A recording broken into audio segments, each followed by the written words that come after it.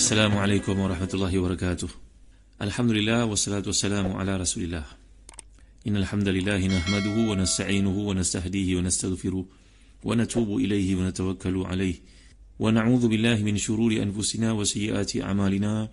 May yahdihillahu fala mudilla lahu wa may yudlil fala hadiya lahu. Allahumma salli wa sallim wa barik ala Muhammad wa ala ali Muhammad kama sallaita wa sallamta wa barakta ala Ibrahim wa ala ali Ibrahim fil alamin innaka Hamidum Majid. Amma ba'd. Muslim-muslimat yang rahmati dan dikasihi sekalian, pada ayat 63, 64 dan 65 di surah Yasin. Bagi tuan-tuan memiliki tafsir Ibn Kathir, tolong buka jilid ke-8 surat ke-40. A'udzubillahi minasyaitonir rajim. Hadhihi jahannamul lati kuntum tu'adun. Yaslawha al-yawma bima kuntum takfurun. اليوم نختم على أفواههم وتكلمنا أيديهم وتشهد أرجلهم بما كانوا يكسبون. صدق الله العظيم. Inilah Jahannam yang dahulu kamu diancam dengannya. Masuklah kamu ke dalamnya pada hari ini disebabkan kamu dahulu mengingkarinya. Pada hari ini kami tutup mulut mereka dan berkatalah kepada kami tangan mereka dan memberi persaksian kaki mereka terhadap apa yang dahulu mereka usahakan. Muslim-muslimat dan hati dan dikasihi sekalian, sekarang para malaikat yang tugasnya sebagai penyeksa itu berkata kepada mereka yang telah pun disesatkan oleh syaitan, inilah di hadapan kamu neraka Jahannam yang dahulu ketika hidup kamu dijanjikan kamu memperuluk-ulukkannya. Masuklah ke dalamnya, rasakan kepedihan pada hari ini sebabkan kerana dahulu kamu sentiasa kufur, tak mengikuti mentaati perintah yang telah diberikan kepada kamu dan tidak juga mensyukuri nikmatnya. Dalam ayat ini menunjukkan kepada kita bahawa ada saksi-saksi yang akan dijadikan oleh Allah SWT untuk menunjukkan kepada mereka apa yang telah mereka lakukan. Ini merupakan anggota badan mereka sendiri yang mengakui kesalahannya dan menjadi saksi yang akan menyebabkan mereka diheret, dicampakkan ke neraka. Iaitu pada hari kiamat nanti Allah SWT akan menutup mulut mereka hingga mulut itu terdiam, tak dapat berbohong, tak dapat nak berbicara, bercakap kepada Allah SWT, tangan mereka dan juga menyaksikan penderhakaan yang pernah dibuat itu, dan kaki mereka juga turut memberikan saksi terhadap dosa-dosa yang pernah dilakukan. Dalam ayat ini ada satu perkara yang namanya ihtibak. Ihtibak ni iaitu ada sebahagian tidak disebutkan kerana kita dapat lihat dalam ayat-ayat yang lain menceritakan bahawasanya Allah SWT menjadikan tangan juga persaksian, kaki juga akan berkata-kata, anggota juga akan bercakap. Jadi ini satu unsur dipanggil sebagai ihtibak. Tidak ada pertindahan ataupun pertentangan di antara ayat ini dengan ayat yang lain. Ini merupakan satu gaya bahasa dalam Al-Quran, dalam bahasa Arab untuk mempersingkatkan ataupun meringkaskan satu bicara. Jadi ada banyak hadis yang dikumpulkan oleh para ulama yang menceritakan tentang keadaan manusia di akhirat nanti. Sebagai contohnya dalam hadis riwayat Muslim dan juga Tirmizi yang menceritakan tentang anggota badan manusia ni akan bercakap. Kebanyakan para ulama tafsir membawakan hadis-hadis ini. Iaitu sebagai contohnya satu ketika Nabi SAW senyum dan Nabi seolah-olah ketawa-ketawanya Nabi SAW itu adalah menampakkan gusi baginda, menandakan ada sesuatu yang menyebabkan baginda terasa geli hati. Lalu para sahabat tanya kepada Nabi SAW. Nabi jawab, "Tadruna mimma dhahikt?" Kamu tahu tak kenapa aku ketawa? Qulna ya Rasulullah.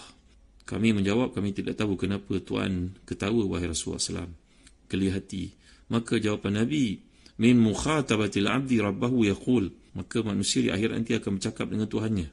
Dia berkata, wahai Tuhan, bukankah kau menyifatkan dirimu, zatmu yang agung itu jauh daripada kezaliman dan engkau menyelamatkan kami daripada kezaliman, alam tujirni minal zulmi, fayaqulu bala. Kalau begitu wahai Tuhan, inilah ujizu alayya ila syahidan minni. Wahai Tuhan, aku tidak mahu di sisimu ni ada sesiapa pun menjadi saksi melainkan diriku sendiri. Maka Allah SWT menjawab untuknya, kafa binafsikal yawma alayka syahida.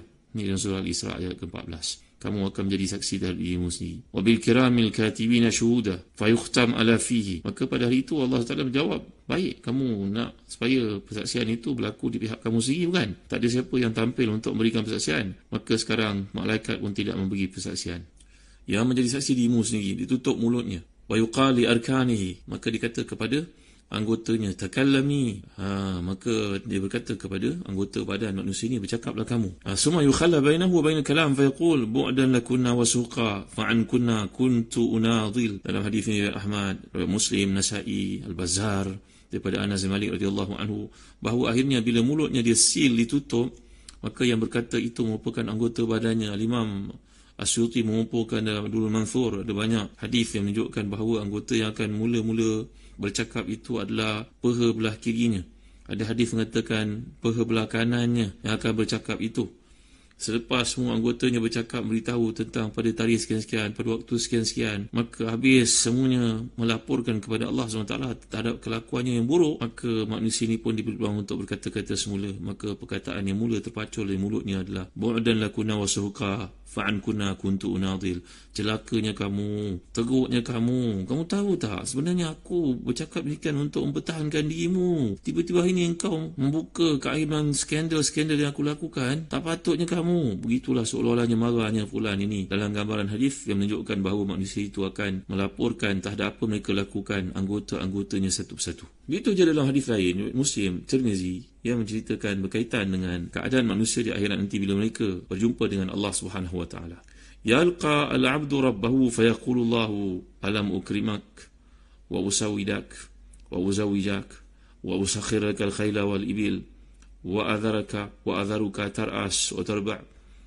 Bukankah dahulu kat dunia aku bagi kamu macam-macam, aku muliakan kamu, aku jadikan kamu tuan, ketua, aku kahwinkan kamu, aku beri pada kamu semua kenderaan kamu boleh menaikinya, dan aku biarkan kamu untuk memimpin kepimpinan, dan kamu boleh buat apa sahaja. Tarbaknya ada banyak tafsiran yang dikemukakan di situ. Memperoleh harta, mungkin juga berkaitan dengan perkahwinan dan berkaitan arba'ah. Maka hamba ni menjawab, fayaqul bala, wa Rabb, benar wahai Tuhan. Maka Allah Ta'ala akan bertanya kepadanya, afazananta annaka mulaqi, adakah kamu tahu kamu akan berjumpa dengan aku? Fayaqul la, aku tak terfikir aku akan berjumpa denganmu wahai Tuhan. Di kalangan mereka yang tidak beriman itu ada yang membakar jasad dengan harapan supaya jasad itu bersepah-sepah, tidak dapat bertemu dengan Tuhan. Salah satu falsafahnya. Ada yang dikoyak-koyakkan tubuh itu, ditinggalkan di bukit buka untuk dimakan binatang buas. Dahulu punya kepercayaan. Dengan cara demikian, mereka tahu mereka akan bertemu dengan Allah. Kerana itu fitrah manusia. Maka dia berkata, ini ansak kama nasitani. Allah berfirman kepadanya, sebagaimana engkau lupa pada aku lupa pada kamu pada hari ini. Dan Allah bertemu dengan manusia yang kedua dan berkata perkara yang sama dengannya. Lalu Allah bertemu dengan yang ketiga, Allah berkata sama dengannya. Tapi yang ketiga ni banyak dalilnya. Ini adalah merupakan seorang munafik. Maka dia berkata, amantu bika wa kitabika wa bi rasulika wa sallaitu wa sumtu wa tasaddaqtu wa yusni bi khairin mastata'a fa yaqul. Ini adalah orang munafik yang dia berdebat di depan Allah Subhanahu wa taala untuk mengatakan bahawa wahai Tuhan, aku beriman denganmu, aku salat, aku puasa, aku sedekah. Dia menyebut segala kebaikan yang pernah dilakukan olehnya. Wa yatafakkaru fi nafsihi man alladhi yashhadu alayya fayukhtam ala fihi ويقال فخذه ينتقي قال فتنتق فخذه ولحمه وعظامه بما كان يعمل وذلك المنافق وذلك ليؤذر من نفسه وذلك الذي يسخط الله Ta'ala alaihi. Ini adalah keadaan si munafik. Dia mampu berdebat lagi di depan Allah. Allah sengaja biarkan dia bercakap. Si kafir, si musyrik, dia daripada awal dia telah mengatakan bahawa dia tidak beriman, dia tidak tahu, dia tak terfikir. Tapi si munafik ni depan Allah pun dia masih nak berdebat lagi. Dia lupa bahawa Allah SWT Maha berkuasa. Dan perkara ini telah dibentangkan di dunia lagi. Dan kedatangan Rasul menceritakan. Tapi malang sekali mereka itu dengar telinga kanan, keluar telinga kiri. Maka si munafik ini akan berdebat dengan Tuhan, mengatakan dia semayang, dia puasa, dia beriman. Allah mengatakan baik. Maka ditutup mulutnya, maka disuruh untuk berkata-kata anggotanya. Maka anggota yang pertama akan berkata adalah fakhizun. Itu merupakan perkara sama ada kanan ataupun kiri, seperti dikemukakan riwayat yang banyak oleh Al-Imam Asyuti dalam tafsir Abdul Mansur. Maka semuanya akan berkata depan Allah Subhanahu wa taala, menjelaskan, berbicara perihal apa yang pernah lakukan. Itulah dia orang munafik yang banyak memberikan alasan di dunia, dan itulah orang yang dimurkai oleh Allah SWT. Hadis ini riwayat Imam Muslim, ada dinyatakan oleh Imam Ibn Katsir pada muka surat ke-41. Muslim-muslimat rahmati dan dikasihi. Kemudian dapat kita lihat dalam ayat ini bila Allah menceritakan wa tashhadu arjuhum bima kanu yaksibun. Kemudian walau nasha'u latamasna ala a'yunihim fastabaqus sirata fa anna yubsirun walau nasha'u lamasakhnahum ala makanatihim famastata'u mudiyyan wala yarji'un. Dan jikalau kami mengkehendaki, pastilah kami hapuskan penglihatan mereka, lalu mereka berlumba-lumba mencari jalan, maka tidakkah mereka dapat melihatnya? Dan jikalau kami mengkehendaki, pastilah kami ubah mereka di tempat mereka berada, maka mereka tidak dapat berjalan lagi dan tidak pula sanggup untuk kembali. Ini berkenaan dengan ayat yang ke-66 dan 67 ni. Ali bin Abi Talha meriwayatkan daripada Ibn Abbas dalam tafsirkannya. Sini Allah berfirman, kalau kami kehendaki, kami akan menyesatkan mereka di petunjuk. Maka bagaimana pula mereka akan mendapatkan petunjuk? Murrah berkata, kami butakan mereka. Al-Hasan Al-Basri berkata, jikalau Allah mengkehendaki, Allah akan menghapuskan mata mereka sehingga menjadikan mereka buta dan bingung. As-Suddi berkata, dia menegaskan, kalau kami mengkehendaki, kami butakan penglihatan mereka. Mujahid, Abu Saleh, Qatadah, Suddi berkata, berlumba-lumbalah kamu berjalan di sirat, iaitu jalan. Ibn Zaid pula berkata, maksudkan sirat ni adalah kebenaran. Mengapa mereka tidak melihatnya? Saya telah jelaskan dalam kuliah lalu, perkataan sirat ini merujuk kepada jalan lurus, dan ia mungkin berkaitan dengan kehidupan di dunia. Dan ayat ini salah satu tafsiran yang dikemukakan oleh Ibn Jauzi, contohnya dalam Zadul Masir. Ia mungkin merujuk kepada keadaan manusia ketika di dunia dahulu. Ia merupakan satu throwback, flashback, iaitu Allah Ta'ala membawakan untuk mereka tentang gambaran hidup di dunia. Kerana as-sirat yang dimaksudkan itu jalan yang membantu mereka untuk kehidupan di dunia. Dalam konteks ayat ini, mungkin itu yang dimaksudkan. Kerana Allah mengungkitkan untuk mereka ketika di dunia dahulu bahawa Allah mampu untuk menjadikan mereka tidak melihat. Tamsu, tamas ini kalau kita belajar dalam bahasa Arab, perkataan tamasa, iaitu bila digunakan dalam ayat ini, ia menggambarkan kepada menghilangkan, menghapus, menjadikan mata itu tidak berfungsi. Potensi yang ada padanya itu membutakannya. Jadi as-sirat kita telah pun huraikan, ada berbagai tafsiran para ulama di sini. Ada memahami dengan maksud jalan di akhirat, ada yang memahami jalan semasa di dunia dahulu, walaupun orang itu kafir, musyrik, munafik, fasik, asin, tetapi Allah Ta'ala masih beri peluang kepadanya. Dan kadang-kadang mimbabil istidraj, satu bab yang kita pernah pelajari, istidraj. Kadang-kadang hidupnya mereka yang tidak beriman itu jauh lebih hebat pencapaiannya dibandingkan dengan kaum muslimin, kaum mukminin. Kerana Allah mengajar kepada mereka, memberikan kesedaran kepada mereka untuk mereka hidup dengan cara yang betul, belajar dengan cara yang betul supaya skor dalam belajar, dan akhirnya menjawab jawatan yang tertentu, berjaya dalam perniagaan. Itu semua as-sirat. Itu adalah jalan yang luas yang Allah tunjuk kepada mereka. Kalau Allah kehendaki, Allah boleh butakan mata itu, seperti berlaku kepada setengah golongan ditimpa penyakit-penyakit bahaya mengakibatkan mereka tidak boleh melihat. Ini adalah perkara yang biasa boleh berlaku kepada siapa sahaja yang dikehendaki. Jadi melihat kepada ayat ini, apa kemungkinan yang dimaksudkan oleh Allah SWT itu? Kalau di dunia dahulu kami boleh menjadikan mata mereka buta, mereka tak dapat melihat jalan yang dahulu di dunia membantu mereka untuk membina penghidupan, pencapaian, menjadi orang berjaya, menjadi orang kaya umpamanya. Kalau belajar itu dapat keputusan yang cemerlang, itu semua merupakan as-sirat. Kalau kami kehendaki, kami boleh melakukan demikian ketika mereka hidup dahulu.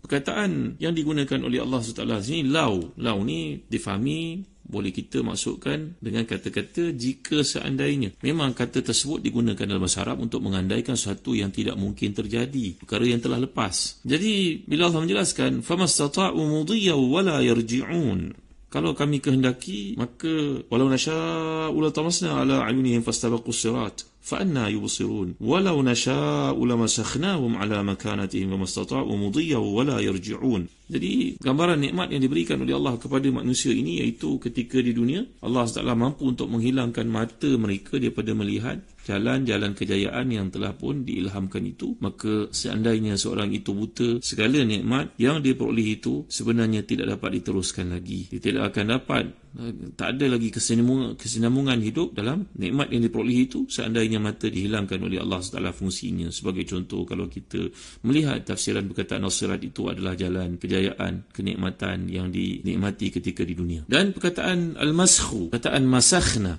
ini adalah merujuk kepada maksud mengubah satu kepada benda yang lain. Antara tafsiran para ulama yang merujukkan kepada Allah SWT pernah menukar golongan Yahudi satu masa dahulu menjadi al-qirada wal khanazir wa abadat taut. Allah pernah menukar rupa mereka menjadi rupa kera yang hina, rupa khinzir sebagai contohnya, kerana perbuatan mereka. Itu juga satu maksud. Di samping Allah mampu untuk menjadikan manusia itu jamad, menjadikannya sebagai binatang, menjadikannya sebagai satu benda yang tidak berguna, menjadikannya sebagai benda yang tidak berfungsi. Kerana apa itu, kalau kita lihat perkataan yang digunakan di sini, masakha bima'na tabdilul khilqah. Kata kebanyakan para ulama tafsir, Allah mampu untuk menukar rupa seseorang manusia itu. Bukan sahaja hilang penglihatan fungsinya, bahkan Allah mampu menukarkan keadaan mereka itu menjadi satu makhluk yang tidak berguna. Tetapi itu semua perkara satu peringatan bersifat amaran olehnya bahawa Allah Maha berkuasa atas segala sesuatu. InsyaAllah kita akan lihat dalam kuliah akan datang. Itu sebab antara doa-doa yang Nabi anjurkan untuk kita beramal dengannya setiap pagi supaya selamat daripada berbagai bentuk ujian yang berlaku dalam kehidupan, termasuklah penglihatan, satu nikmat daripada Allah SWT, supaya kita terpelihara selamat daripada perkara-perkara yang boleh menyebabkan musibah itu berlaku kepada seorang. Kita biasa mendengar dalam kehidupan, orang ditimpa penyakit, tahu-tahu je kena penyakit terus meninggal dunia, sebelum itu sihat segar bugar. Maka ada doa yang dianjurkan, ditunjukkan Nabi SAW untuk dibaca setiap hari. Wallahu alam. Wa sallallahu ala sayyidina Muhammad wa ala alihi wa sahbihi wa baraka wasallam. Walhamdulillahi rabbil alamin. Wa barakallahu fikum. Wassalamu alaikum warahmatullahi wabarakatuh.